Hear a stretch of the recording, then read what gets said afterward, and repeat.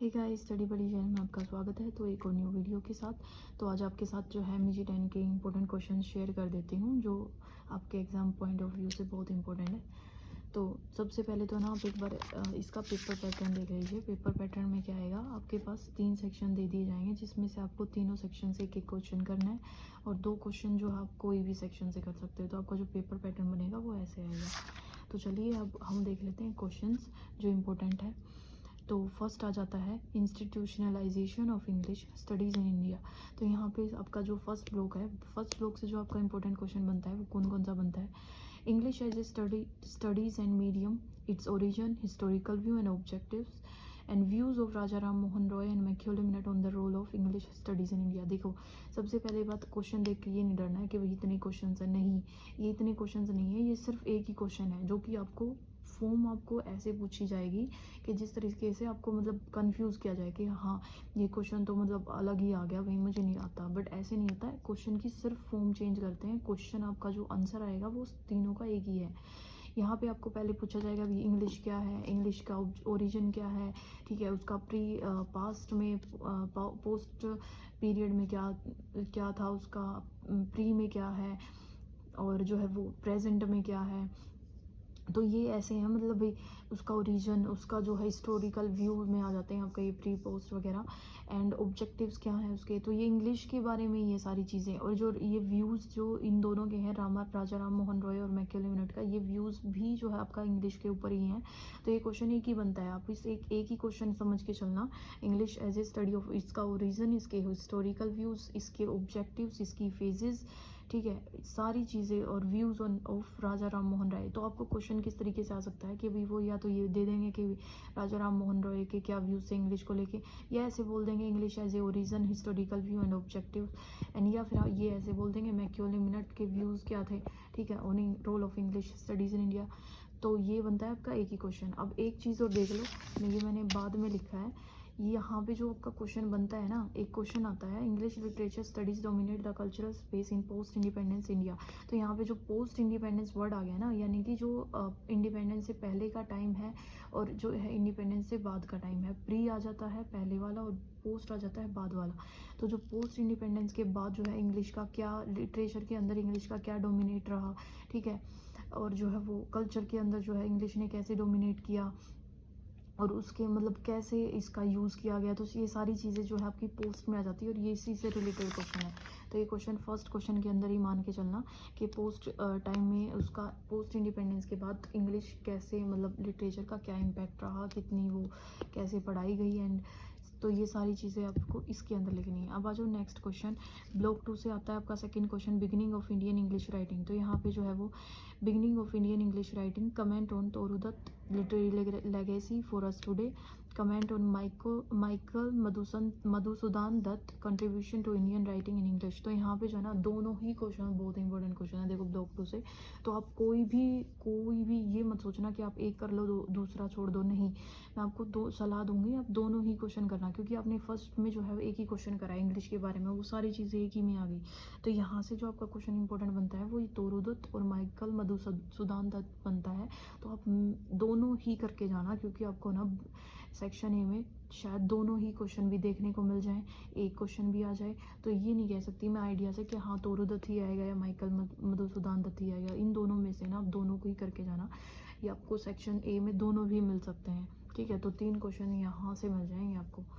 अब आ जाओ next, beginning of the Indian English novel. यहाँ पे जो है beginning of the Indian English novel, ये स्किप कर सकते हैं आप। वैसे तो यहाँ पे इंग्लिश के बारे में आएगा, इंग्लिश से रिलेटेड जो है वो कोई भी क्वेश्चन पूछ सकते हैं, वो तो आप घबराना मत। इंग्लिश से रिलेटेड अगर आपको जितनी भी चीज़ें पता हैं तो आप वो लिख सकते हैं।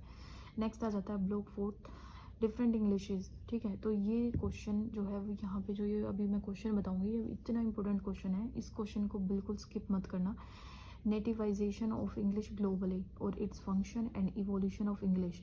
और ये क्या बोलते हैं नेटिवाइजेशन, जो इसका मतलब क्या होता है भाई, सिंटेक्स क्या है, मोर्फोलॉजी, फोनोलॉजी, मतलब जितनी भी ये जो है यूज़ हुई हैं चीज़ें इसके अंदर, इसका इंग्लिश के अंदर, ठीक है, इंग्लिश के अंदर ये सारी चीज़ें जो है यहाँ पे बतानी है।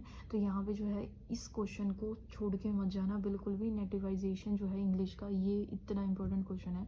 तो 4 क्वेश्चन हो गए हैं हमारे पास। अब आगे आते हैं।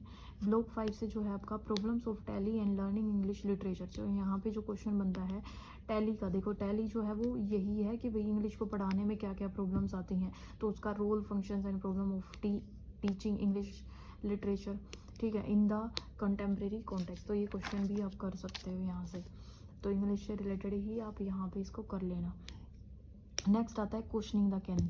तो क्वेश्चनिंग द कैनन जो है ये क्वेश्चन आप यहाँ से देखो, ब्लॉक 7 से और ब्लॉक 6 से कैनन के 2 क्वेश्चन बनते हैं। तो आप जो है वो कोई भी कैनन, मतलब कैनन कर लेना, कैनन के बारे में आपको पता होना चाहिए। और दलित कैनन, तो यहाँ से ये एक ही क्वेश्चन बन जाता है कैनन वाला।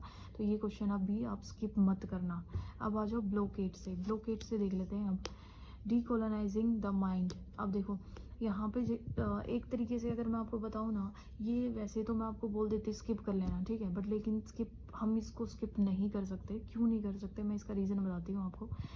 8 ब्लॉक को हम स्किप कर सकते थे।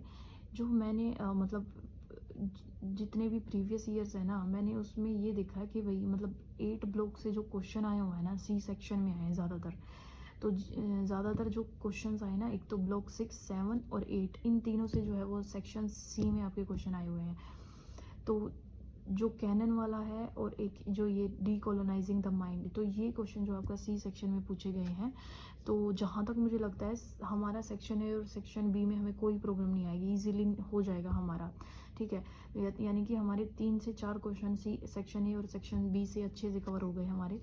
तो 6, 7 और 8 ब्लॉक बच गया। इन ब्लॉक से जो है ना आपको ज़्यादा जो पूछा जाएगा वो सेक्शन सी से पूछा जाएगा। तो यहाँ पे आप ना तो कैनन छोड़ना, क्योंकि आपको एक क्वेश्चन तो 100% अटैम्प्ट करना है सी सेक्शन से। तो यहाँ से आप एक तो कैनन वाला क्वेश्चन कर लेना। दूसरा आप यहाँ से ना जो ये डीकोलोनाइजिंग द माइंड है, ये टर्म, इसका ब्लॉक की जो टाइटल है, इसी को एक बार थोड़ा सा रिवाइज ज़रूर कर लेना। एक मैंने ये क्वेश्चन है ना, ये क्वेश्चन इसलिए लिखा है क्योंकि ये क्वेश्चन मैंने पहले करवा रखा है। कहाँ पे करवा रखा है, जो आपका ये अभी इसका MEG 7 का जो एग्ज़ाम हुआ है, MEG 7 का नहीं, MEG 5 का जो एग्ज़ाम हुआ है, उसमें मैंने ये क्वेश्चन करवा रखा है। एडवर्ड सैड ओरिएंटलिज्म, जो आपका पोस्ट कॉलोनियल थ्योरी है ना, वहाँ पे ये क्वेश्चन जो है वो मैंने करवा रखा है। आप उस क्वेश्चन को देख लेना। एडवर्ड सैड, उसमें एडवर्ड सैड के व्यूज़ थे ओरिएंटलिज्म के ऊपर। तो यहाँ से वो क्वेश्चन ये एज इट इज़ आया हुआ है। तो आपको ज़्यादा इस पर प्रेशर डालने की ज़रूरत नहीं है, एक बार इसको रिवाइज कर लेना।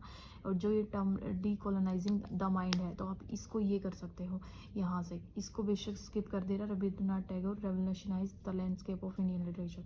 तो यहाँ से आप सिर्फ एक ये क्वेश्चन और एक ये क्वेश्चन, और कैनन वाला भी छोड़ना नहीं है, ठीक है। तो कैनन वाला भी सी सेक्शन के अंदर पूछा जा सकता है। तो यहाँ से जो आपके मैंने 6, 7, 8 ब्लॉक बताए हैं, इनमें से आपका सी सेक्शन से एक क्वेश्चन ज़रूर मिल जाएगा आपको। तो आप ये क्वेश्चन 100% करके जाना, ठीक है गाइज। तो इतनी ही थी आज की वीडियो। तो चलिए मिलते हैं अब जो आपके क्वेश्चंस हैं इनके बारे में तो नेक्स्ट वीडियो में।